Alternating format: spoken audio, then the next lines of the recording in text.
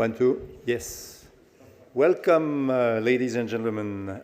As chair of Building Bridges and senior managing partner of Lombardier, I'm really honored and privileged to have two pleasures at the same time. Having a very important session at the Building Bridges and also having Lombardier being able, together with its partners today, to talk about a key issue on the agenda. The topic of plastic circularity, indeed, is of course of the utmost importance to the environmental transition. One more subject you will be seeing, but a subject that probably is to be taken very seriously and quite quickly. And the financial sector is in a unique position to help scale solutions across the plastic value chain. Since we are fortunate to have today eminent speakers and scholars, practitioners to discuss the topic, and since I'm by far not a specialist on plastic, I would like to leave most of the substance, of course, to them and to propose rather to focus my brief remarks on the formal and format of this session, for I believe it epitomizes the spirit of Building Bridges indeed. Today, you will hear leading voices ranging from NGOs, corporates, academia, and finance debating the ins and the outs of how we as a community and as stakeholders can address one of the most critical parts of the material system transition. In that spirit, I am particularly proud to announce that Lombardier and Enterprise for Society, E4S, are entering into a multi-year academic partnership fully dedicated to research on circular economy. Together with the technical expertise of the Alliances to End Plastic Waste, which you will hear through Jacob a bit later, Lombardier owns experts, and this new partnership, E4S, I believe that we have managed to unify an incredibly deep yet varied pool of knowledge and capabilities on fundamentally important issues. Together, we stand better informed and better equipped to leverage our respective strengths to deliver impact at scale across the plastic value chains as well. And before I hand over to my partner Jean-Pascal Porchereau to dive into the topic of plastic circularity, I would like to give the floor to Professor Jean-Pierre Dantine to briefly perhaps introduce the innovative and ambitious research program that he's putting in place. Jean-Pierre Dantine is professor at the EPFL. He's managing director of the Enterprise for Society Center, and he's president, nobody's perfect, of the Paris School of Economics. He is also a member of the Board of Trustees of the Center of Economic Policy Research, a CEPR in London. And last but not least, as you probably all know, Professor Dantine was a member of the governing board of the Swiss National Bank from January 2010 to April 2012, and its vice chairman between 2012 and 2015. So, Professor Dantine, Jean-Pierre, si je peux, the floor is yours. Thank you very much, Patrick. Good morning, everyone. Now, you have been hearing about Lombardier since, if I don't make a mistake, 1796. Let me say a few words about Enterprise for Society, which is not yet 3 years old. First, maybe no, that's not what I want to do. Yep. Okay, the first thing is Enterprise for Society. It's an academic research center, although you know the academic should be put in quote, which is a joint initiative between University of Lausanne and notably its School of HEC, IMD, and EPFL. So that in and of itself is somewhat special. We have 3 institutions, one federal, one cantonal, and one private, coming together to do what? To do what? Well, here is a view of our mission, and I have to be, of course, very compact. So I would just tell you the mission of E4S. What is it? What is it that we are set to do? It's very ambitious: to inspire and activate the transition to a resilient and inclusive economy within planetary boundaries, mindful of the opportunities and challenges raised by scientific and technological change. Let's dissecate that a little bit. It's a bit too compact. First, to inspire. Of course, we are in the business of producing ideas. We are an academic center. But not only producing, I think also disseminating ideas. Because if we want to go to the next step, which is activate, we've got to make sure that the ideas arrive at the right place. And not only the ideas that we produce ourselves, we are too small for that, just the right ideas, the good ideas, the ideas that can help society transition towards a new form of an economy. And transition towards what? More resilient economy. I mean, I think we have mentioned all of that already during building bridges. It's critically important. A more inclusive economy. We talked about just transition today, but inclusion goes beyond that. But it is also absolutely important as a moral imperative, but also as a risk management. I think today, the lack of inclusion, the growth of inequality, populism is a risk for how we want to transition, where we want to go. And I think we should address that. Of course, in academia, we are well placed to address that. And within planetary boundaries, no need to insist on that. We have to be greener than we are today in a broad sense, and I will come back to that in a moment. Now, the sense of our alliance is that we need to do that with all the tools at our disposal, notably social sciences, but of course, technology, very importantly. Technology and science have to be there. That's why we have EPFL at the center, in a sense, of our initiative. Why? Well, if technology doesn't come to help to the fullest extent, the change in behavior that would be necessary are just mind-boggling. We are not going to get there. So we need to exploit the possibilities of technology. We need to also be conscious that technology will not solve all the problem. So it's a duality that we are well equipped to handle because, again, our partnership between three institutions. And we have to be aware in that process that the new technological and scientific advances create, I would say, ethical challenges. And we have to be aware of those as well. And that's, again, why social sciences are important. So that's a bit of an explanation for a very short statement, but I hope you like it as much as I do and are inspired by the necessity to move in that direction. Now, as you can see, the ambition is very high, and if we want to be serious, it cannot be a purely academic project. It's not only academia. So we have to work together, three academic institutions at least, and we are open to others. Patrick, I know we are talking about that often. It's one step by step.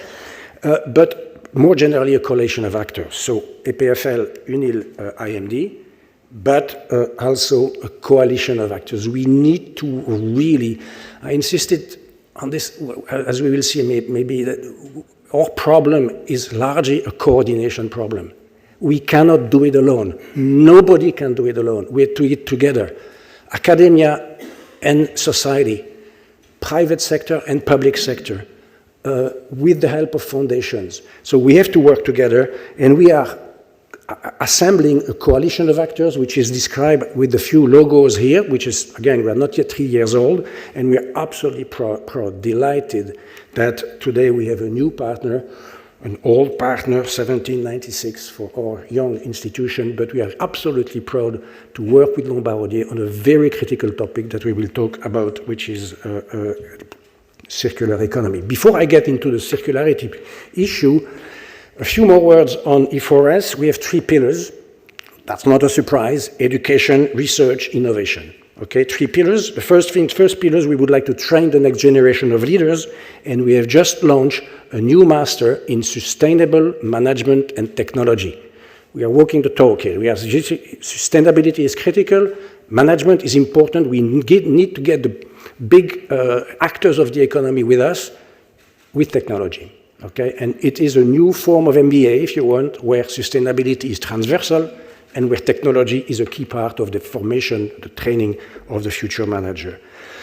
I'll talk about research. We want to inspire this transition. We are building a center of interdisciplinary excellence. It's a think tank for the common good.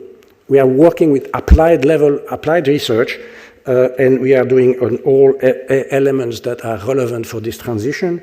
And we are also working at the innovation. Basically, we are doing a lot of things because we want to activate change. We are working with startups. In particular, we are accompanying startups in their travel towards sustainability. You know, startups, of course, is a question of survival. Well, survival, yes, but towards what? And sustainability is an important component that we can help them with a series of activity. And we also are trying to make sure that we exploit the possibilities of research. We have 2 research projects at the moment which are transitioning toward startups or toward activate projects that are really provoking changes. Enough about E4S. I can talk a lot more. You can go to our website, e4s.center, and there may even be a few brochures available if you want at the exit. Circularity. I think our message here and the way we got into this discussion with Lombard-Odier is that I hope we all want to respect all the planetary limits. It's not a nice to have. It's an imperative. We need to respect the planetary limits. I don't know how you could explain to your children or grandchildren that is something that is not important or not relevant. We need to respect all the planetary limits. Now, the white paper that you see illustrated here on the right is something that we wrote last year, and where we concluded that if you want to respect all the planetary limits, you have to bend the line. The linear economy will not do it. Just insisting on respecting the planetary limit leads you to something which is very close to being circular. I don't want to be nitpicky and say, is it fully circular or not? But it's very close to being circular. So the circular economy should not be left for the periphery of the alternative circles of the economy. It's not a nice to have. It's not romanticism. It's an imperative. It follows from the need to respect the planetary limits. And that's where we got into this from the perspective of E4S. And of course, then we got into a dialogue with the teams at Lombard-Odier, and we defined a research program because we are very much aligned with this necessity to identify how we are going to get there, how we can help the economies to move in that direction, and how we can help investors in the sense, and firms first, but investors then, to judge whether they're online towards, in terms of a transition toward a transition to circular economy.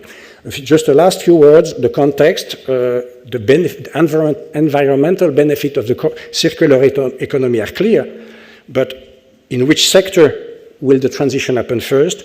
How much will it cost is not something that, it's something that needs to be researched. And the research question that we are going to address are, what does the rollout of the circular economy look like by sector? Is there a circularity premium? Which is, the answer is really yes, but what should the priorities be to reduce it? Are firms aligned with this rollout? Can they sustain the circularity premium? Or could they be helped to accelerate the transition process? And we are going to be using a tool that we have at our disposal that has been built up in a consortium by EPFL with a number of other institutions across the world. It's called the EU Calculator, and we will use that calculator to analyze a series of realistic scenarios and try to identify where businesses are positioning themselves and where their business model will be affected and how they will be affected as we move in a situation where we want to respect all planetary boundaries. Final goal would be to use these sector-specific pathways as benchmarks for individual companies. That's it. Thank you for your attention. Be happy to answer questions or discuss with you at the end, and of course to be part of the panel that will be introduced by Mr. Porcher. Thank you so much.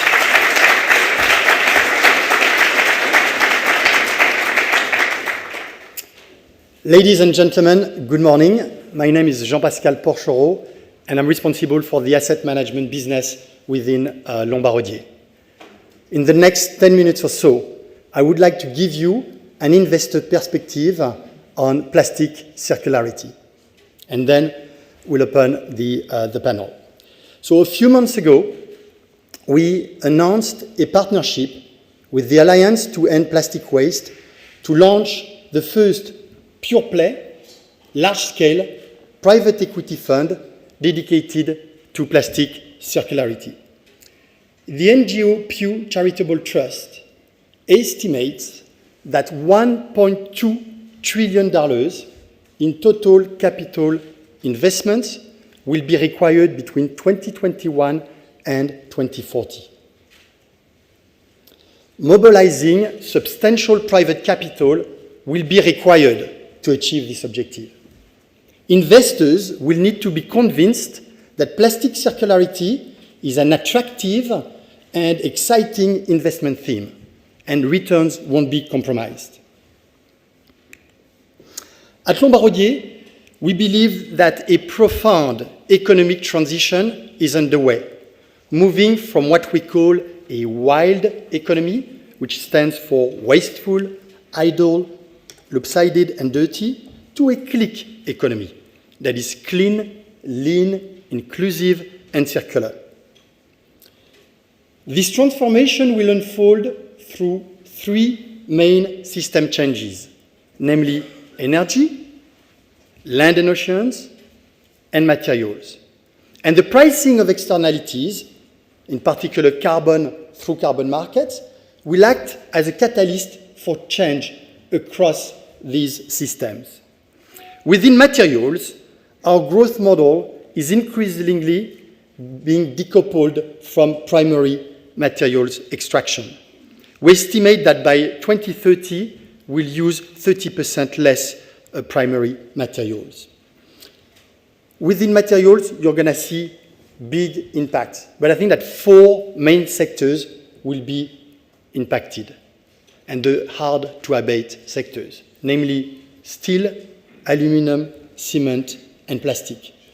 Keep in mind that plastic alone is eating the entire carbon budget within materials. And our Plastic Circularity Fund is trying to tackle this plastic transformation head-on. We'll want to generate attractive returns with two environmental objectives: reduction in plastic waste, reduction in greenhouse gas emission. To give you an idea of how big an issue plastic is, let me give you a simple stat. Every year, we produce in plastics the equivalent of the total mass of the global population. And we did the math, it's also 2.5 million blue whales. The issue that the industry is facing is a business model that is a make, take, waste business model. And when you just look at the three segments of the plastic value chain, looking at production, look, 93% of plastic is produced using fossil fuels. That emits 1.5 gigaton of carbon. When you just look at the usage, what do you see? Nearly half of plastic that is produced is single use. And then that leads to a massive end-of-life issue. The stat here is quite awful, to be frank. Only 10% of plastic is recycled. 49% is landfilled. Close to 25% is incinerated or burned in an open field. That in turn generates 0.2 gigaton of carbon. And last but not least, 15% is leaked to nature, which impacts biodiversity. The issue is that if it is unmitigated, the issue is going to grow massively. Under a business-as-usual scenario, the OECD estimates that the issue will double. So we'll produce twice as much plastic, and the plastic waste will double. That is 530 million tons of carbon that will not be recycled. And again, if you try to get an idea of what that big number means, that would represent 50 kilos of plastic waste per meter of coastline. And again, you could think that this is a very grim picture, and what should we do? Well, in the end, we first of all need to understand that eliminating plastic is not an option, because plastic is very useful in our lives. We know you use it in modern medicine. We use it to reduce food waste. So again, the issue is not plastic per se. The issue is the make, take, waste business model. At Lombardier, as investors, First of all, we look at the entire plastic value chain. And we look at what we can do on the production side, what we can do on the usage side, what we can do at the end of life. On the production side, there are really a lot of exciting news. Innovative materials that reduce the use of petroleum, that improve the recyclability. Technology is playing also a big role, including digital traceability. When you look at the usage models, we'll see new products and services that are trying to extend the life of plastic through reuse, refill, or repair. I'm quite pleased to see that in France, 20% of the space within supermarkets will have to be dedicated to free packaging goods by 2030. So you see that also that policy makers and the regulation is going to play a big role. Last but not least, because everybody is thinking about collection, there are new technologies as well. Collection and recycling. There are new technologies, chemical recycling, digital enablers, AI enabling, sorting, better sorting. The good news, again, this is a rapidly evolving space, and we are seeing a lot of investment opportunities. We see opportunities, I would say, in the early stage innovations, what we call the venture capital. So there are technologies that capture carbon and that produce polymers. We see biomaterials such as fungi that can act as a renewable feedstock. Dell and IKEA are really behind mycelium, which is great news. Algae as well is quite exciting, both as a renewable feedstock and as a biodegradation agent. And keep something in mind, is that these biomaterials can be recycled sometimes up to 100 times. That compares with 2 to 3 times for fossil-based plastic. We think that our sweet spot, in order to have more impact, is in what we call gross equity, what you see here in yellow. So areas where the products will move from a niche market to a mass market. So we talked a little bit about AI and robotics for smart sortation. We talked about the refill reuse systems. And down the road, or down the spectrum, you see some new technologies regarding recycling, chemical recycling. We are convinced that the transition is already in motion. That's the good news. And we think that the early movers will stand to benefit from 5 powerful forces. We talked a little bit about policy and regulation, but we start seeing a stronger support. When you just look at the new EU law on non-recycled plastics, I again would like you to understand what it means. It will yield between 6 to 8 billion euros per year. That's 2.5% of the annual turnover of the plastic industry in Europe. We are seeing technological innovation. So cleaner will become cheaper. Bioplastic today is a 15 billion market that will grow by 20% a year. Corporates are also waking up. We are seeing more and more commitments from the big corporate in the corporate world to use recycled plastic. Consumer is also waking up. I think that you talked, Professor Dantin, about the green yum. Well, there was a study recently from BCG that was showing that 74% of consumers are willing to pay a green premium. All that is very, very good. And the last piece, not the least, is that it will create a very conducive environment for investors to find attractive opportunities. I'm quite pleased to see that the members from the Alliance committed 1.5 billion in that space. So now, hopefully, you agree with me that plastic circularity is a fantastic investment opportunity, but this is in a very complex plastic value chain. As investors, we thought that in order to tackle this opportunity, we needed strong partners. Partners in the corporate world, partners in the academic world. So we teamed up with the Alliance to End Plastic Waste, that they represent 70 very large members across the plastic value chain. They will help us find opportunities, analyze opportunities, look at these new technologies. And we are very, very pleased to be able to announce today our partnership with the academic world with E4S, and hopefully will support the transition to a circular economy. So that's where we are. I'd like now, to introduce our panel. Sorry, just looking for.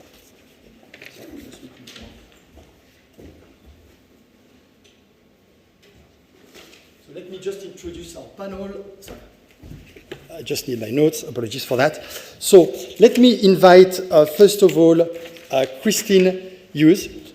Christine, if you want to join us. So Christine is a director and executive committee member at the World Economic Forum. She leads the resource circularity pillar driving systems change to create more resilient, competitive, and sustainable businesses.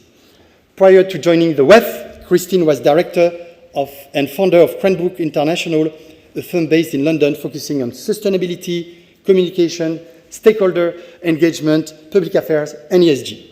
Thank you so much, Christine. Let me introduce you to Mark. So Mark, if you want to join us. So Mark has been Nestlé's CEO since 2017. Prior to Nestlé, Mark was the CEO of the Fresenius Group and also held several senior executive positions within the Haniel Group. Mark is a member of the board of directors of Nestlé, the World Economic Forum Board of Trustees and its International Business Council, the European Roundtable for Industry, and the board of the Consumer Goods Forum. Thank you, Mark. Jacob, if you want to join us. So Jacob is the president and CEO of the Alliance to End Plastic Waste. Jacob was previously director of the Chemicals and Health branch of the UN Environmental Programme. Jacob also led the work of the Secretariat of the Strategic Approach to International Chemicals Management and the Secretariat for a new financing program on institutional strengthening to support the implementation of the chemicals and waste-related conventions at the national level. And Professor Dantin, you have already been introduced by my partner, Patrick. So thank you so much for joining us. For the audience, you will be able to ask questions at the end of our panel. You can do it either through the app or you can stand up and ask your question directly. So let me start by mentioning something. So earlier this year, we saw the birth of a new United Nations initiative to develop a treaty on plastic pollution. The International Negotiating Committee has started working on the agreement with the ambition of completing it by the end of 2024. That's better. I don't know whether you know it. Okay, thank you. It underlies the importance of promoting a circular design of products and materials so that they can be reused, remanufactured, or recycled, and therefore retained in the economy for as long as possible. Jacob, maybe first question for you. The UN agreement highlights the importance of collaboration and solutions across the entire plastic value chain. How can your organization help deliver these collaborative solutions across the plastic value chain? You also have examples of collaboration in the investment space. Thank you very much for the opportunity here. And I mean, plastic and plastic waste is probably one of the most critical topics that the world is faced with today due to its linkages also to climate change. And I mean, most of you know we cannot open up a newspaper or switch on the television without reading or seeing a story about plastic waste in the environment. And Jean-Pascal presented some of the very disturbing numbers in his presentation. And it's extraordinary to see how fast this has come from being a new topic. I mean, we don't need to go more than 5 or 6 years back, and nobody talked about plastic or plastic waste. But it has come from literally nowhere to today actually having negotiations starting on a new legally binding instrument on plastic pollution. So this has gone from nowhere to policies. And I think this is what underlines the importance of the challenge that is ahead of us. Coming from the United Nations myself, I know how long it normally takes from a topic is raised until we start to see international negotiations beginning. But the fact that this has happened in less than 2 or 3 years, I think that tells a very strong story and the need for everyone to rally around being part of the solution going forward.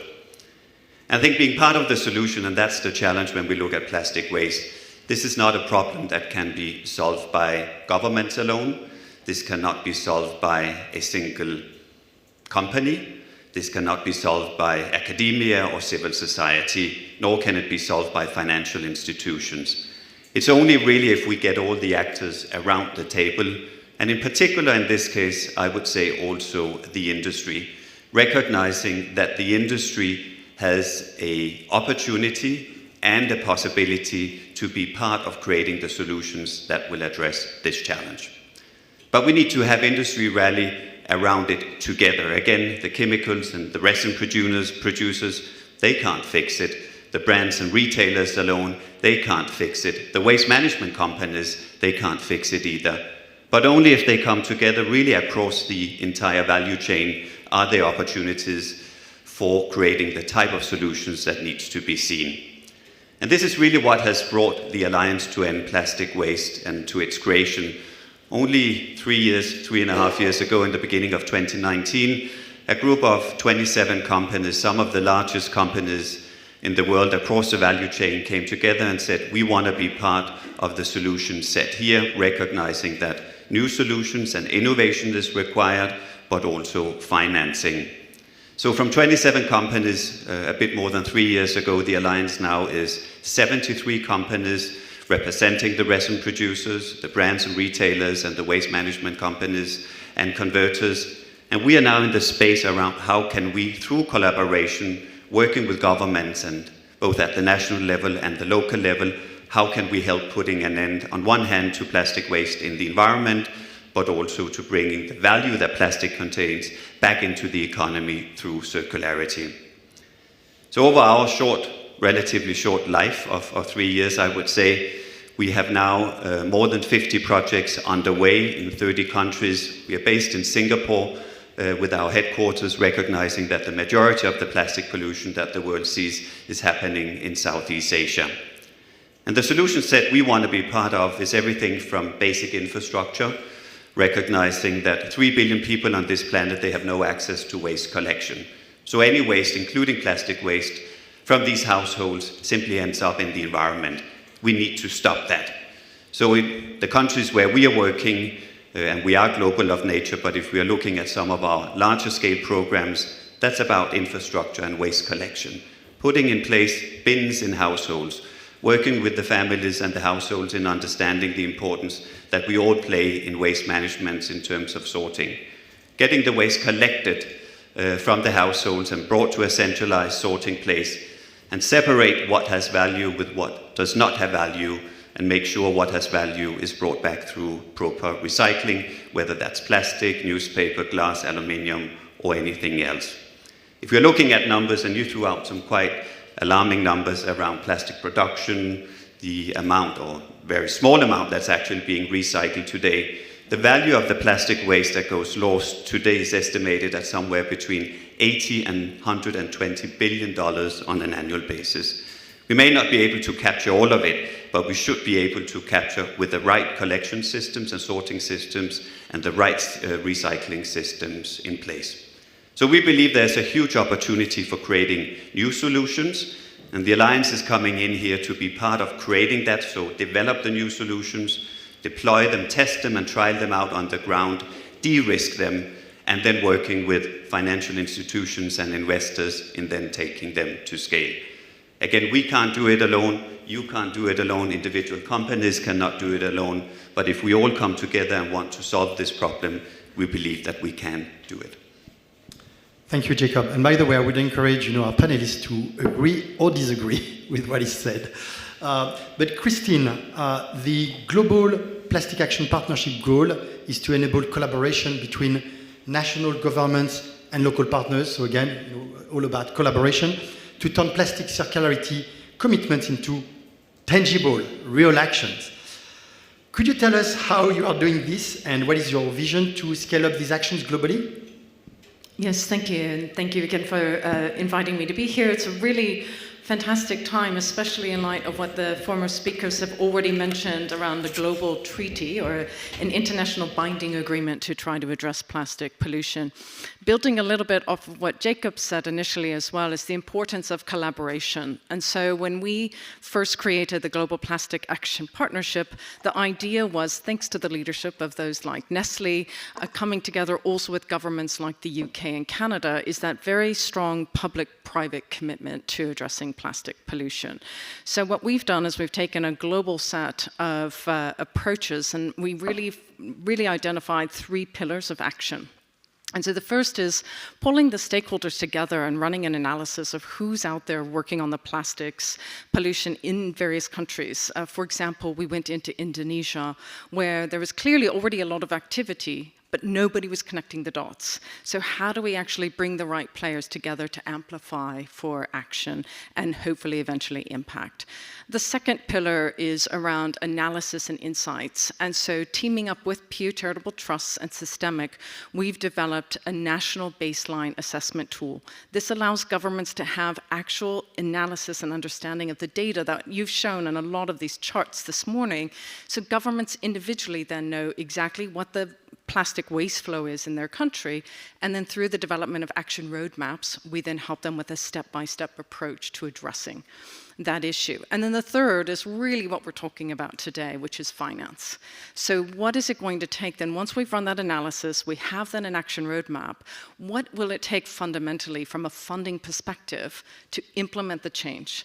And this is where it's so fantastic to hear the announcement of these partnerships with the Alliance to End Plastic Waste and Lombard Odier. With your fund, hopefully then you can bring some of the financing into those very specific needs in infrastructure space. Again, companies like Nestle, Coca-Cola, Pepsi have a lot of goals around recycled content, but if they can't actually access it, how can they achieve those goals? So again, building off of the point and the first question on collaboration is also this national level collaboration, bringing the public and the private together with academics, and then hopefully eventually also this financial backing to really implement change for impact. Thank you, Christine. Mark, so all of us know that Nestlé is a global international company in the food sector. And as such, it is a user of plastic packaging. While most of your packaging is already recyclable or reusable, it does not always end up being recycled or reused. How is Nestlé addressing plastic pollution and the challenges to recycle? Well, good morning, everyone, and thank you for having me on this panel today. Before I get to that question specifically, let me also throw my full weight behind the efforts regarding that UN treaty. I think it is really important, as the previous speakers pointed out, that we all cooperate together here and that we're creating a level playing field. And I think this is where the UN can really make significant contributions. And I like the fact that it's so fast-tracked, and I hope that these negotiations will come to a speedy resolution, because we don't have a lot of time to waste, as we saw from your projections. Now, specifically, what are we doing? We were, to my knowledge, the first food and beverage company that started as an individual actor its own research institute for packaging sciences. We didn't want to be dependent on the packaging industry alone when it comes to finding new solutions. And that has ramped up its work starting from 2019. It's based here in Lausanne. And then, of course, we have some global hubs feeding into that and making very good progress. The goals are really threefold. One is to reduce the size of packaging to begin with. We call that fit for purpose. In the past, a lot of packaging used to be designed for shelf presence or, to increase overall consumer appeal. I think here is a tremendous opportunity to really focus on what packaging is supposed to do when it comes to avoiding food waste and also ensuring food safety. And so that's a very valuable work stream, and it goes hand in hand with virgin plastics reduction targets. Second part is to qualify new materials that really support circularity and that are designed for recycling. A big part of that is paperization. I think there's a lot of performance increases when it comes to various types of paper that can serve some of our food categories. And then the third part is one that we haven't focused so much on this morning, but that I think also holds tremendous promise, and that is scaling up, testing and scaling up reuse and refill systems. Because recycling is one thing, but using containers multiple times and really getting the most out of them, I think there's some benefit here. Those won't work in every geography, but there's clearly, in more densely populated areas, I think this is a real opportunity, and consumers show tremendous openness towards that. Now, when it comes to the gist of your question, why is it that we have a gap here? Why isn't recycling up to where the design for recycling stands? That is a real issue, and you see that infrastructure is lagging behind. You see from the most advanced markets that it took some time for recycling systems to get established. And so clearly now, as we're trying to spread this around the world, we have to give it a lot of effort, but we also have to exercise some patience here in getting those scaled up and working. To give you a sense, based on full year 2021 numbers, when it comes to our plastics packaging, about 3/4 of them is already designed for recycling. But when you look at the definition of recyclability, which assumes that there's also a sufficient amount of infrastructure available so that recycling happens, that's about half. So you see that the design activity that we're doing is actually racing ahead of the reality on the ground when it comes to establishing and scaling up recycling systems. And that's where I believe a lot of effort needs to focus. That's where this collaboration that we talked about with all the different stakeholders is so important. And that's where I believe also a major investment opportunity lies. Just to rebound on what you were saying, are there particular areas, be it upstream or downstream, where you feel that more capital should be deployed? I think that's exactly the one. If you fix the downstream, you also will help some of the upstream because you will increase the amount of recycled content. Right now, especially when you have the limitation of food grade recycled material, remember there's a big difference whether something is just recycled or whether it's actually rising to the qualification of food grade. There's a real scarcity of material because the collection and sorting systems aren't really fully scaled up yet. And that's why I believe a lot of the capital will need to go to make that circular economy happen. Jacob, do you want to react just a little bit to that? Because I know that you and I keep talking about it. Exactly. No, I couldn't agree more, right? In terms of where the demand is looking, particularly at the brands and retailers looking at food-grade material, the feedstock is simply not coming there. So there's a collection issue, and then there is a recycling issue. So the whole notion around innovation is absolutely fundamental here, right? And I think, again, looking at some of the work that the Alliance is doing, while the technology is emerging, it's not necessarily fully tested and trialed at scale. But even if you have the recycling technology in place, which you to some extent have in Europe and in North America, the feedstock is simply not there at the amount that's required according to the demands of the brands in particular. So we need to invest a lot more into the innovation space. What the Alliance has been doing here as well is we've been running some incubation programs around the world, and we have over the last 2 years incubated more than 150 startups in this space around plastic waste and plastic waste management. And these startups, they have, despite COVID, I would say, emerged and got investment ready, and they have attracted investments of more than $150 million into them. So as innovation grows and new ideas is coming to the forefront, capital is also starting to show their willingness, right?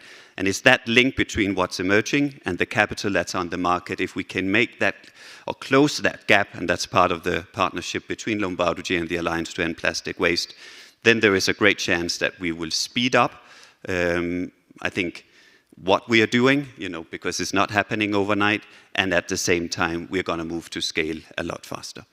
Thank you. Could I actually build on this? Sorry, because what I liked about your question is that you positioned it as, do we need more capital upstream or downstream, right? But I don't think it's an either or. And so even when we talk about innovation, as Jacob's mentioning, so many people think innovation is upstream in new material and new business models, but we really also need innovation downstream to improve collection, to improve sorting, to improve recycling and get those rates up. Last year, we published a financing toolkit, and we pulled together case studies of where financing is working well. Places like Mexico, where you're seeing an increase in recycled PET because of these innovations and because of investments that were originally CSR investments are now our business and profitability investments. So that's a downstream, but also, so I think it's not an either or, it's upstream in that new business model and new material design, but equally downstream in that whole collection, sorting, recycling space. Yeah, if I could just build on that, and at the risk of wisecracking here, but if you truly think in a circular fashion, there is no upstream and downstream, okay? And that's why the two are really connected to each other. And also, it's important for me to point out, we're not taking a passenger approach here when it comes to that infrastructure. So we're actively involved in helping in about 230 discrete different projects around the world to actually make that happen. You could easily take the approach, well, you know, not our job, let's focus on the packaging material and just how we sell our products. But we do understand if we want to give this a realistic chance to take off, we need to be involved in that groundwork, and that's what we're doing in that spirit of cooperation between all the stakeholders. Please continue, to interact this way. Professor Dantin, so we heard the views, from the investors' world, from the corporate world. What about, can you tell us more about the academic research in the space? More specifically, is there an alignment with everything we said? Are we missing something? Well, let me first react maybe to what has been said, because I find the plastic case to be really exemplary. I mean, exemplary of what we have said. I mean, it's a huge problem, but fortunately, it's a very visible, ugly problem, and so it has appealed to and so you can see that people are moving, they're reacting, they're coalescing, and in that sense, it's extraordinary. If you think about the more general problematic of the circular economy, it's not always the case, right? Biodiversity, for instance, is much more difficult because it's invisible.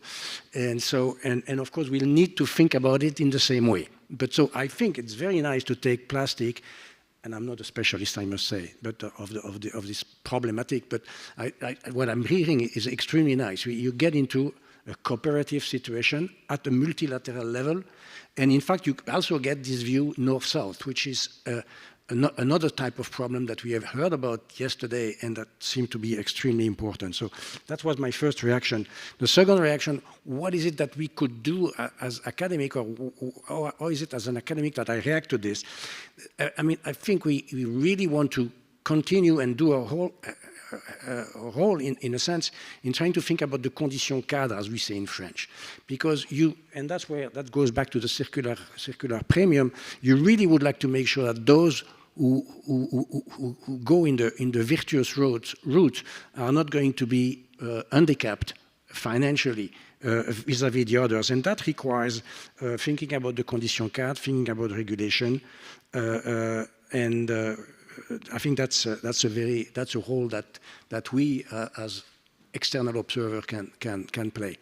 And the last thing I would say on this, and then I will try to answer your question, is that in this issue there is one role that again technology will not solve, is behavior, and because you can have the best setup. Let's think about capsule Nespresso in Switzerland, for instance, not to take a case. It's quite good, right? I mean, I like it, but it's still only a small fraction of Nespresso capsules that are recycled, I think. I don't know the numbers, you probably do. And so getting the consumers on board and thinking about sort of a narrative by which they're getting to the train is extremely important, and it's something that we should not miss, that we often miss when we think about technology, and it's absolutely indispensable. So with this being said, I think it's, a very general answer to your question is that we want, and I told you, I think circular economy should become mainstream. I mean, that's my vision, and that's the vision of E4S. It is not yet mainstream. It is a bit of the periphery. It's a bit the alternative, and it's the same thing in the academic literature. So the circular economy is asked progressively to come into the academic literature. And a number of questions that I've raised and that we have raised in our research program with Lombard-Odier are much too big questions because most of them have not been addressed by the literature. So we could be, of course, much more specific about plastic, where, of course, there is a lot of things going on, in particular at the technological level. But I think we really are at the start of a very big change that should materialize in the top academic review. You will not hear about circular economy. I think it's unfortunate, and it's something that is going to change very soon. Thank you. Mark, what is the business case for a company like Nestlé to work towards fully embedding circular plastic in its value chain? Yeah, look, it may surprise you, but before we talk about the business case, let's talk about something else, and that is conviction. And I think as responsible citizens or responsible corporates, when you see a problem building up, it's important to do something about where over decades, all of us as society have reaped benefits from plastic packaging when it comes to food safety, avoiding food loss and food waste, and shelf life and such matters. Now we saw, over decades, the problem building up, and we got to do something about it. There is a business case, fortunately, emerging due to that public awareness, but I think, that conviction, we see a problem here, we need to do something about it. That is important to have as an individual citizen driving that behavior change, but also as a business leader. Now, where's the business case coming from? As with so many ESG matters, there are two driving forces.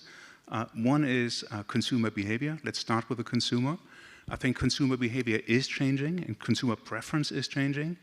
And just think about that half-liter plastic bottle of water, where in the 1990s, if you carried that around to every event, you signaled something. Okay, you signaled, I'm thinking about healthy hydration, I'm health conscious, I'm with it. People are still interested in healthy hydration and water and what have you, but when you go to events where people are stationary now, whether it's an office setting or university or cafeteria, you find more and more containers that can be reused, and that's this new statement now. So I'm thinking about my hydration, but I'm also thinking about the fact that I don't want to burden the environment unnecessarily. And you see, the younger you go with the target audience, the better educated, the more affluent, there's a rising interest in these matters and to lead by example. And that we see stretch across all consumer strata, and hence catering to that is important. It shouldn't be limited to only the willingness to pay a premium. I saw you mentioned that in one of your slides. That's wonderful if someone is paying a premium for a product. But to me, it's more than that. When you have two equal offerings on shelf, and one has better environmental credentials than the other, and both are priced the same, if you get that business due to your better environmental credentials, you gain market share.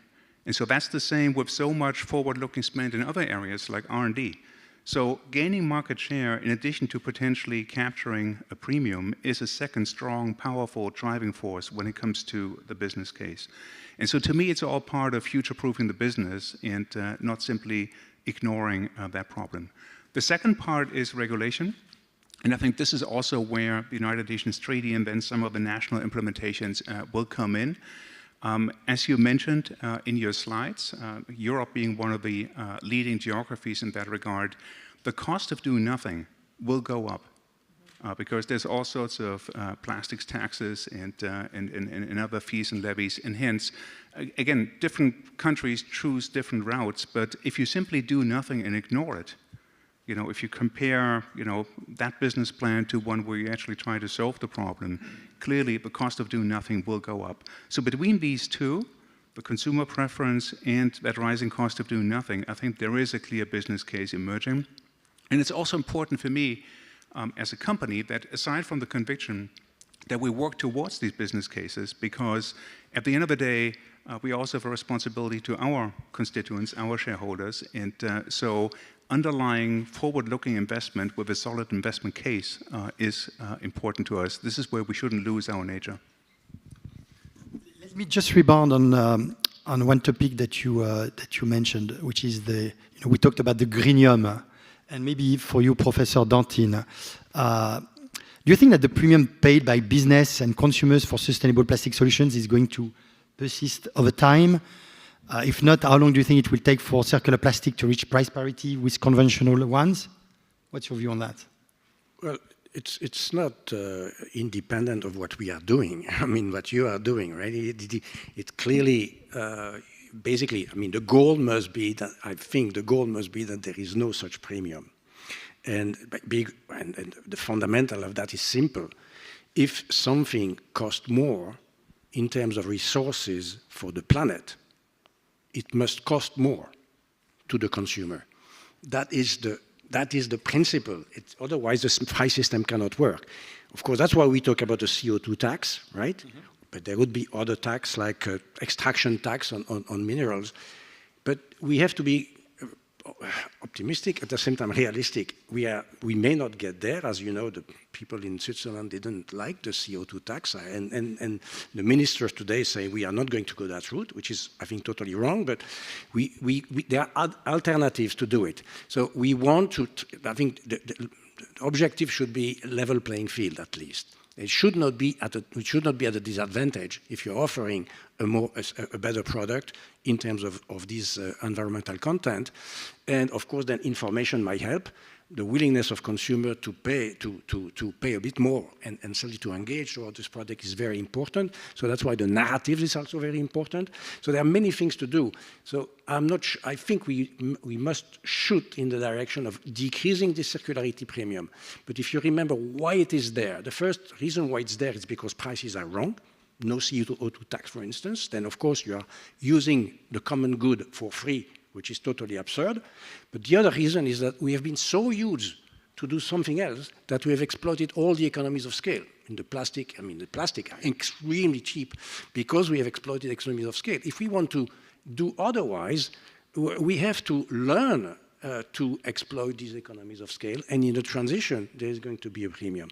And we have to compensate that. We have to help through regulation, potentially to subsidies in some cases, in order to move in the direction as quickly as possible where indeed the cost to the planet is aligned, or I would say the cost to the customer is aligned to the cost to the planet. Let me go back to the initial question that I was asking Mark about the business case. And Jacob, what is I mean, you have more than 70 corporates behind the Alliance to End Plastic Waste. Do you have, some perspective to offer on this topic? So I think the way that we look at it is the solutions that we want to be part of creating, they have to make economic sense. So they have to be sustainable and they have to be economically viable.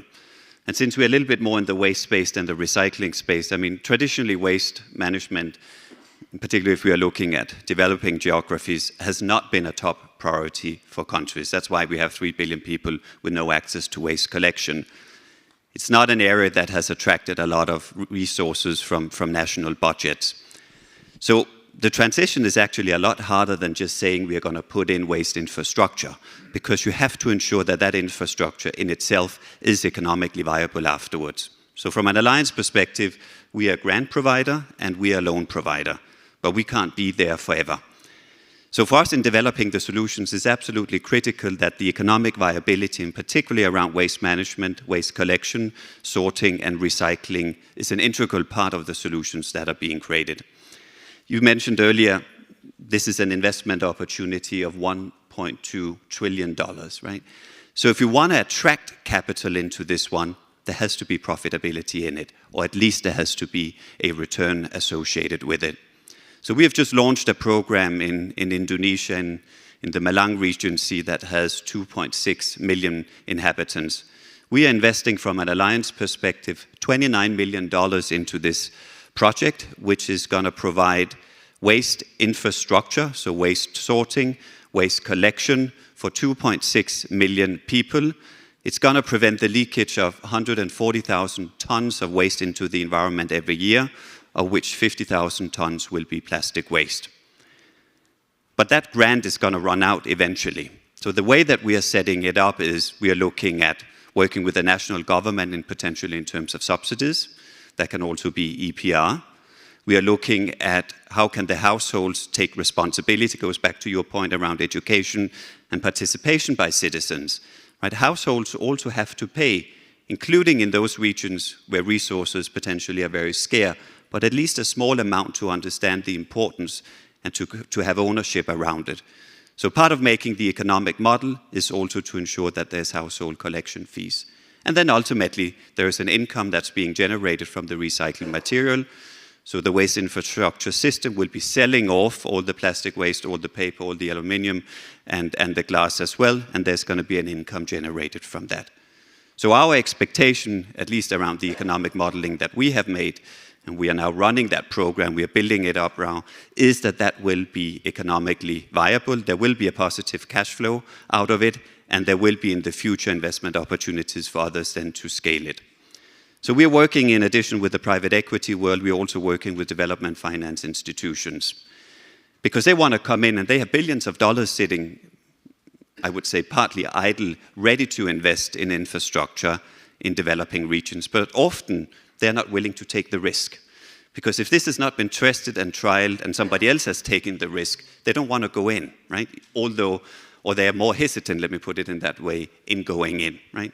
So we say from the Alliance, and we have $1.5 billion at our disposal from our member companies, let us go in and take that risk and demonstrate the solutions that can then be taken over in principle by others and brought to scale. We also recognize that everything that we will be doing will not be successful, but that's part of the testing and the trialing. But what is important from everything that we do, we want to learn. So from the successes in one project and potential failures in another project, there are very important learnings that can go in as we develop other solutions elsewhere. So economic viability is absolutely fundamental if you want to attract capital and if you want to take it to scale. So Christine, you want to say something? Did you know? Thanks. No, appreciate that. I really appreciate what Jacob is saying here, and I think it's important to recognize this value of risk. And that so many traditional, and again, the topic of today's conversation, and I think de-risking investments in this space is critical to bringing other players on board. I was really surprised, actually, when we started to do research to try to think about what kinds of investment opportunities exist. There are loads of investment opportunities. The question is, how do you de-risk them such that the traditional banks and investors will come to the table and engage? And I really was quite shocked. I mean, we were invited years ago to be a part of the Sustainable Markets Initiative, which brings together all sorts of banks. I think you're a part of it. But very few wanted to talk about plastic pollution. They all wanted to talk about infrastructure. And I thought, isn't that what you just described? Infrastructure. So how do we change the mindset of these investors? How do we bring in the DFIs to de-risk and then be able to capitalize and actually see a return on that investment? There's potential, I think, learnings in the renewables industry and where they were 10 years ago. But I also feel like there's something here around the nomenclature, the business models that just need to be turned and twisted a little bit more in order to bring in more of these traditional investors. Thank you. Can you, just to rebound on that theme, could you tell us how platforms like the Global Plastic Action Partnership support financial institutions to understand and engage, on the plastic discussion? Personally, where I'm really amazed is that there's been a lot of discussions around CO2. There is so much capital, that is allocated to it. Plastic, as we've seen, it's a major issue. I mean, you talked about the planetary boundaries. It's huge, though we've not seen a lot of capital committed, from the finance world. No, we haven't. That's a very good point. And yet we're seeing all of this conversation around ESG, the necessity to invest in this. I'm sure it's in the boardrooms of many companies about where to invest to de-risk the future. Where are the consumers going? Where do we want to be tomorrow? So we published a finance toolkit. And again, one of the shocking things was how little investment is going into this space. So we're trying to think through how we can try to illustrate the opportunities to invest, to de-risk, and to see a return on that investment. I think some of it might also be around, again, the nomenclature. I was very impressed to hear Mark talk about circular economy. I think that that is a term that is very niche. How do we bring more people into something that is difficult to understand? But rather, how can we talk about scarcity of resources, right? And actually a return on profits? Because adopting a circular economy can actually make business sense. So we're trying at the Global Plastic Action Partnership, it is a mouthful, I understand. We are trying to translate commitments into action to impact and be able to bring those case studies to life, such that hopefully we also can create a movement that then increases traditional investment in the space. And if you allow me, JP, just to link, of course, go ahead. Just to link financing to the treaty negotiations on plastic pollution, right? At the end of the day, there will be a treaty, right? You know, it may be very ambitious, it may be less ambitious, but there's going to be a treaty hopefully in 2 years from now if governments are able to meet the deadline that they have set by themselves. But the impact of that treaty will only be there if financing is going to flow. Right? So you can have a very ambitious treaty in principle. You can have countries around the world that will be ratifying it and will be committing towards implementing it. But at the end of the day, the developing countries in particular, they will be dependent on external financing. So there will be a financial mechanism within that treaty that's going to attract X number of hundreds of millions of dollars per year, but it's only going to be a fraction of what's required to make a real difference, right? I don't know what the numbers are for Indonesia, but you know, the country with the second largest leakage of plastic waste into the environment, where they have put very ambitious targets as to what they're looking for. But they're looking for hundreds and hundreds of millions of dollars. 6.1 billion of capital expenditure. 6.1 billion, right? Just one country. Right? So if you are not going to have financial resources that's going to complement enabling policy frameworks, you are not going to be successful. And that's why the finance discussion is so critical and so fundamental, not only in this forum, but when negotiators are going to start meeting. That it's not enough just to look at the additional way of funding multilateral environmental treaties. We need to look beyond that and engage private equity.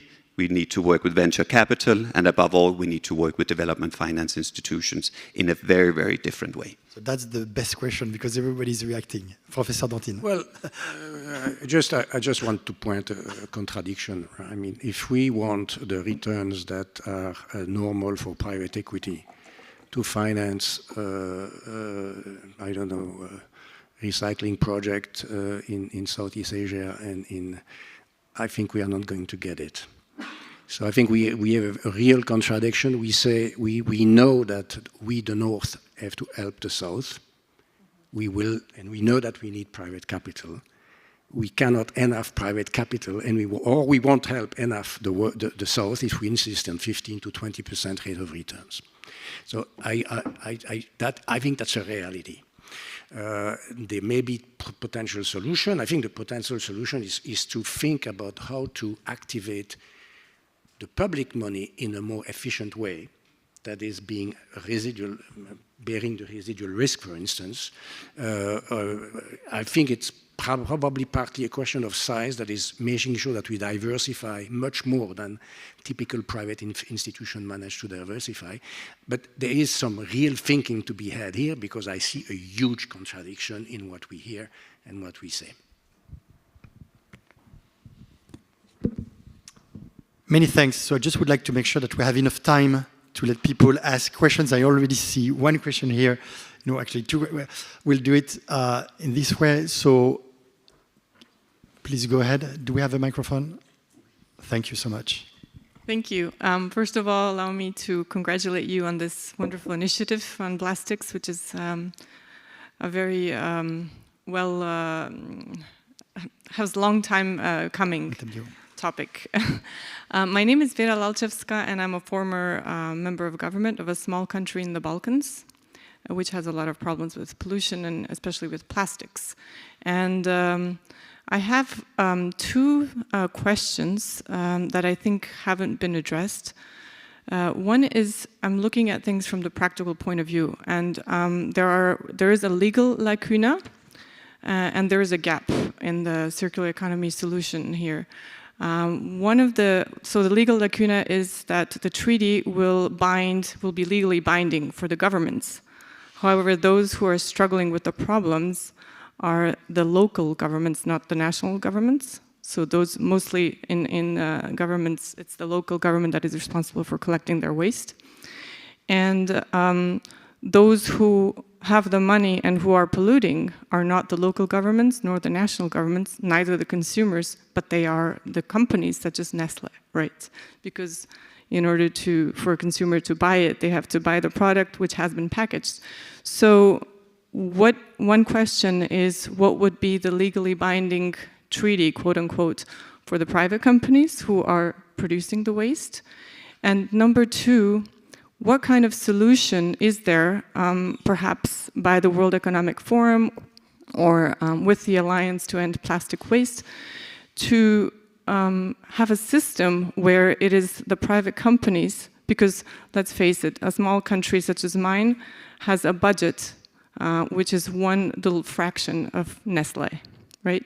So the budget of my entire country, let alone the local government in each city, cannot be compared with the budget of Nestle. So could, for example, Nestle build itself or be held responsible and accountable for building collection points everywhere where it sells Nestle products? Could this be one of the solutions? And is this being looked at from that point of view? Thank you so much. So 2 questions, and I think that, Mark, you want to probably talk about the second one. It seems like it's directed at me.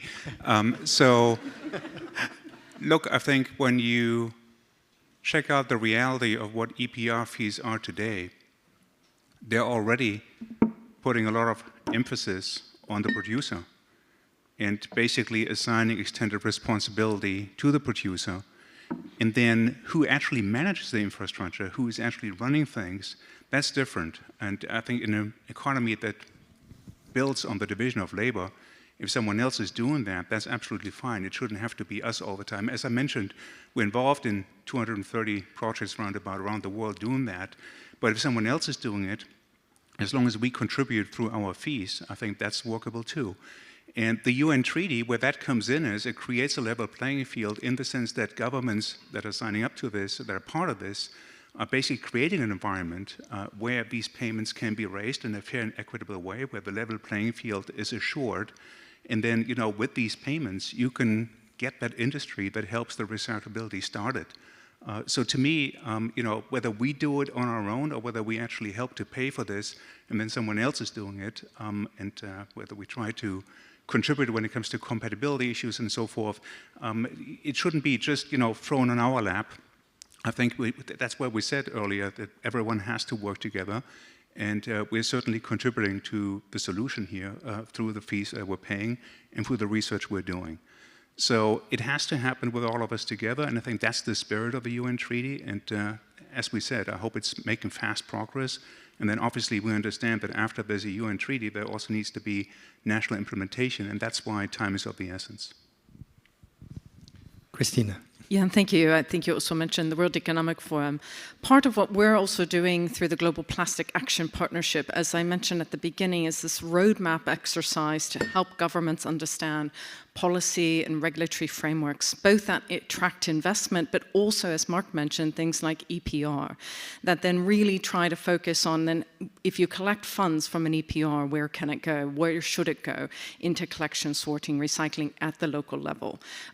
Organizations like Nestle are also very involved in local initiatives, as you mentioned. So I do think that when we talk about collaboration, it's not just public, private, and those of us on the dais here, the stage, but it's also that national to local approach as well. And you mentioned that it is a very difficult space to try to connect those dots, but we're definitely trying. And through this road mapping exercise and pulling the players together, we're hoping that with the treaty, we will be able to help more governments to reach the point that they're looking to address plastic pollution.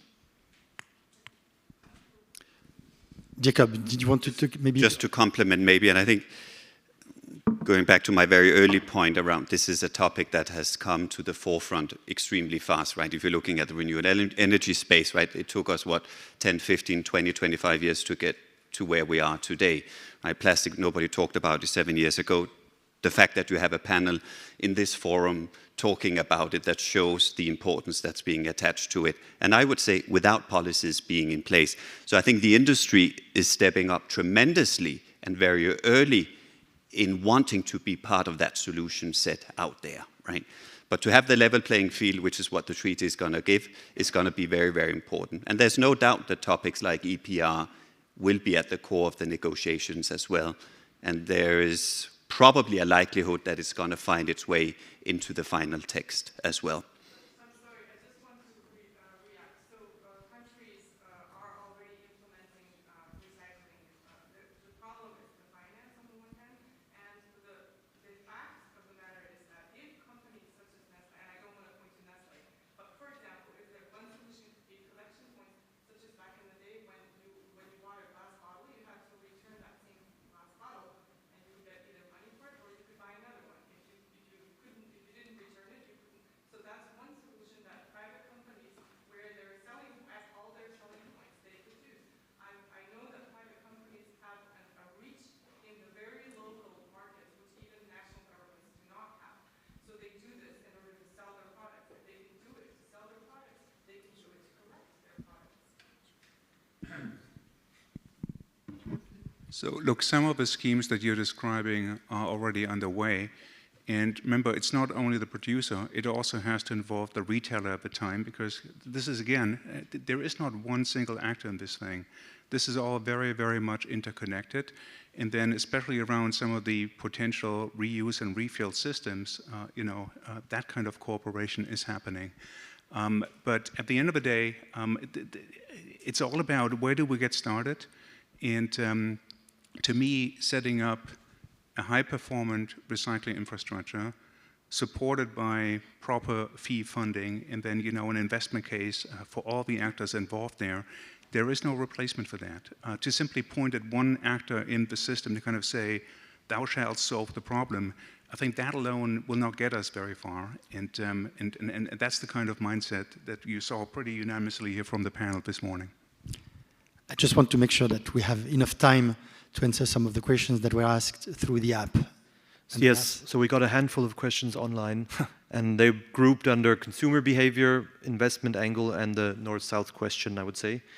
Maybe we'll start with consumer behavior. Someone was asking about tourism and tourists. They recently read that they're one of the main reasons of plastic accumulation on land and seas in emerging markets, how to change their behaviors. I think this is, in general, the consumer behavior you addressed throughout. So I'll put that one out there first. So consumer behavior, how to address that from tourists, but of course in the countries themselves. Yeah, look, I mean, not only around tourism, but in general, overall, there's a lot of education that needs to be done about proper separation, what goes where, and just basically either educating the next generation of consumers to do it responsibly, or with the existing ones that learn different habits over the years to kind of see, what is the right way and better way of doing it. So I believe whether it's on PAC or through some of our PR and marketing communication, we're contributing towards that. And I think we have some real success stories to point out. One was mentioned earlier, when you think about, for example, the aluminum recycling around some of the coffee pots. We have to make it easy for people. We have to communicate it in easy to understand ways. And so I think there's already quite a lot of work underway in that direction. I complete that this is a very interesting area of research. We have too much ignored this aspect, that the same product can be accepted by consumer or not, depending on very small characteristics. And in particular in that domain, there is a lot of research that should be done, which could be experimental research. I could give you an example. One research recently was done about a tourist package. And the question is, depending on what kind of information about the carbon footprint of the various elements of the package, did consumer react differently? This was experimental, but it was under the best condition, and it was shown, for instance, that yes, information on mobility is very, footprint of mobility leads to very significant change in behavior. Indication about the footprint of food was much, much less pregnant, and it was very interesting. And of course, it may also depend on how the information is presented. So we need to do a lot of research in that direction. Consumer behavior is a very, I think, a bit neglected topic in this kind of environment. If I could also build on that, we also have looked at consumer behavior and we've launched campaigns and we've shown videos in some of the places where we're operating. I'd say as much as consumers will change, we're seeing that shift. However, I think you mentioned the water bottles from the 90s versus today. But we also have to make it really easy. And so I think that's a call for greater innovation too. So it can't all be on the consumer because people just won't shift 100% without us making it easy. So, and again, this comes back to that collaboration, right? Because you need the innovative ideas, and then you also need the retailers involved, the brands involved, and then eventually the consumer can get engaged. But I wouldn't put all the pressure out there on the individual consumer until we start to make some solutions that are easy to adopt. Andreas, there was a question of global north versus global south. Exactly. I think some of them might have been answered already, but to show we're transparent, I'll ask it. It was directed to you, Jacob Dürr. The majority of the plastic pollution and the world sees it happening in Southeast Asia. What do you say to people in Southeast Asia who believe that plastic waste comes from the companies headquartered in mostly rich countries, rather than the lack of infrastructure to manage all this plastic in Asia or emerging markets? So it's true, looking at from a percentage perspective, at least that the majority is having, I think it's in 5 countries in Southeast Asia. First of all, I think there's already regulation that has been put in place through the Basel Convention in terms of the transboundary movement of plastic waste. So let's say the movement of waste from the developed countries to the developing countries, that should actually be managed now. So I think the response to that has been very positive, and I think extremely fast from governments. I think the way that we look at it, it's not only the origin, but it's the fact that there is no option, right?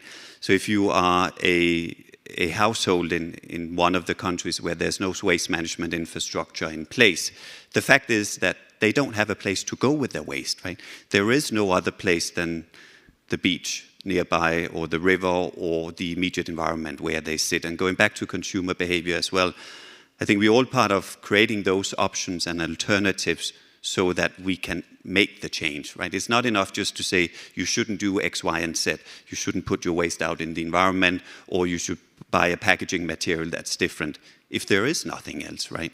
So options is part of it, but also addressing the challenges. And if we are looking at the movement of plastic waste from the developed to the developing countries, I would say it's positive to see how quickly governments have acted on that and how measures have now been put in place.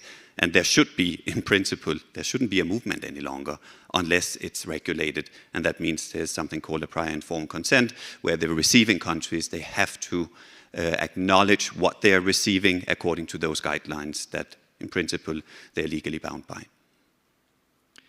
Do we still have time for one more question, maybe? If we have time, and it's a short one that I just received, and I think it's more about the economical angle and the context with sustainability. So can you really afford to recycle plastic across the value chain in a CO2 neutral way and make it economical? So maybe that was answered to a certain degree, but I think the whole... Can we just say yes? Yeah. How's that for short? That was the shorter. Short and sweet. Well done for being so efficient. Maybe to build on that, so I would also say yes, but one thing that we discussed earlier where premiums do come in, or premium positioning does come in, the first unit of something new, where all the R&D goes in and maybe some new infrastructure that's not fully amortized yet, that invariably has to be more expensive than the last unit of the old, where there's no longer any R&D, there's no longer any amortization that goes into the cost. And hence, as we're trying to scale up, it's all about helping us over that hump. And one way to help over that hump we discussed this morning, and that is, de-risking some of the finance and helping, maybe some of the lower return expectation finance flow into that and scale it up. But then the other one is when you face the consumer, this is where premium positioning, I think, can help initially to build excitement. I agree with Professor Dantin, eventually, it shouldn't be premium, it should be basically the mainstream. But initially, just think about anyone in the room driving a Tesla, was it more expensive than a regular car? Yes, but it was a cool solution. And then from there, it kind of trickles down to something that is more affordable and becomes more mainstream over time, and hopefully at some point becomes the default. And that kind of solution, whether you're talking plastic waste, whether you're talking about low CO2 emissions, whether you're talking about some other worthy ESG features, I think to have initially the product being introduced at the premium range, make it desirable, make it cool, make it attractive, and then over time become mainstream is a time-tested way of making it happen with the consumer. Good.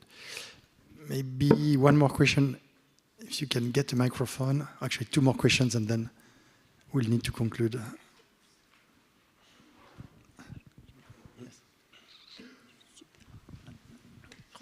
Okay, we're good. Hi, so I'm Varun. I'm a student at the Graduate Institute, and I'm originally from India. We've touched upon some, regulatory instruments in EPR and plastic bans and all of those things. And another question that arises is market-based instruments like, voluntary plastic credits and, certifications offered by the Veras in the South Poles of the world today. What are your opinions about, the certifications that they offer, plastic neutrality or net zero waste to nature, and they keep changing the certifications, of course, but what is your opinion about these market-based instruments in solving the infrastructure gap that, we've been talking about?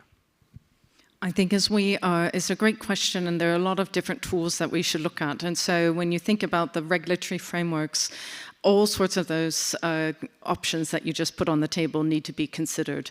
As I mentioned at the beginning, we have developed with Pew Charitable Trust an analysis tool that helps governments to develop a baseline on the economic side. The World Bank has utilized that tool to now build on top of it a policy analysis that allows them to ask questions like you're suggesting. So what is it that various governments should consider when it comes to banning plastic bags? Is that actually going to have an impact on the plastic pollution that's running into the environment versus plastic credits, which might actually help support consumer behavior and bringing more plastic back to be recycled? And so we're looking at a lot of different angles, and we're working with other companies and organizations like the World Bank to try to have a very holistic approach. And again, it very much does look at a country by country and sometimes a regional perspective as well as that local perspective that the original question asked. Thank you. One last question in the back of the room. So the mic is coming to you. Thank you, Mark Alding from Denmark, Danske Bank. So my question is, well, first of all, I think it's positive to hear your approach, not blaming politics for not having regulations in place. But when talking, for instance, waste management in Southeast Asia, you talk about de-risking, so we could have private capital in. Is it actual de-risking that we need, or is it an actual business model for making profits? And would that not require regulatory approaches to either increase a price on virgin plastic or put a price on reusable plastics? Do you want to? Well, I'll answer really quickly, and I know Jacob wants to add too. So I think it's both. So it's not really either or, but in our analysis, one of the things we did find is that there are a lot of roadblocks from a regulatory perspective in bringing finance and investment to countries. So when we talk about de-risking, some of that de-risk is in actually the regulatory frameworks that can actually attract investments as well. But I know you're looking at this very specifically. Yeah, no, and I want to use your reply from previously and just say yes, because you need all of it, right? You need the enabling policy frameworks, you need regulation at the national level.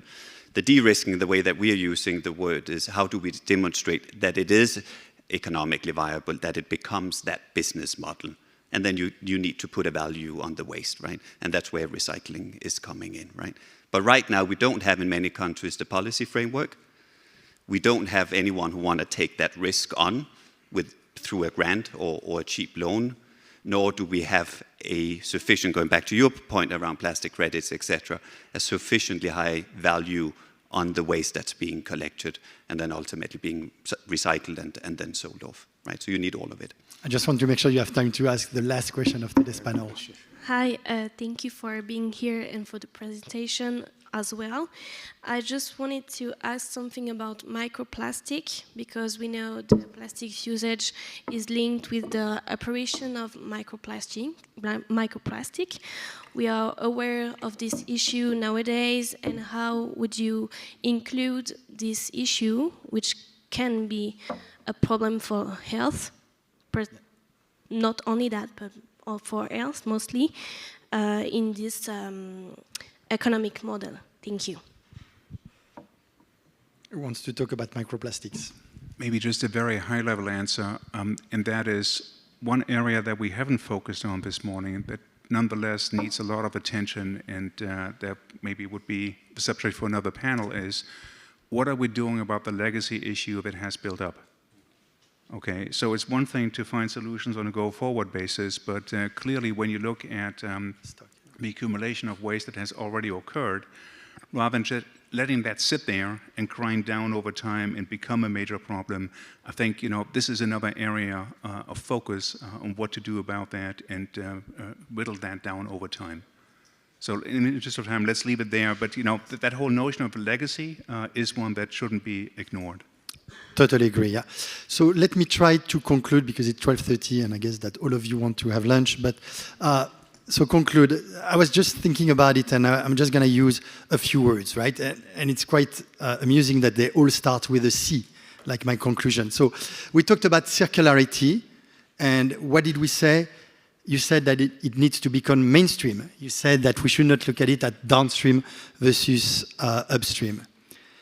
One of the things that was said as well, through different words, but always the same one, huh? Professor Dantin, you started saying that my biggest problem is coordination. Christine, you said that collaboration is so important. Mark, you talked about cooperation. We really see that alone, we cannot make it happen.